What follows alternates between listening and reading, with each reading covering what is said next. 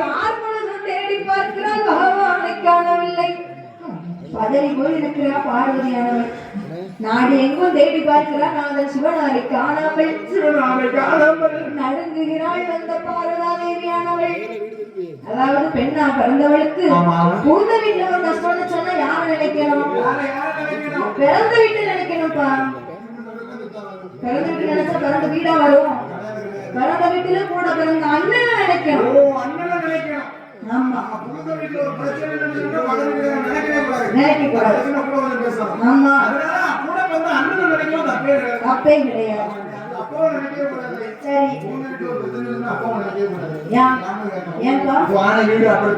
அனுசரிச்சு வாழணும். அது அப்பா என்ன சொல்லுங்க சொல்லி சொல்லி வளர்த்தேன் அப்படின்னு அம்மா சொல்லுவாங்க.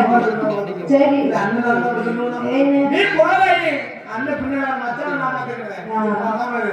அதுக்குதான் அண்ணே வரணுங்கிறது. அண்ணன் நம்பிட்டாலும் பார்வதா தேவியானவள் பகவானை காணாமல்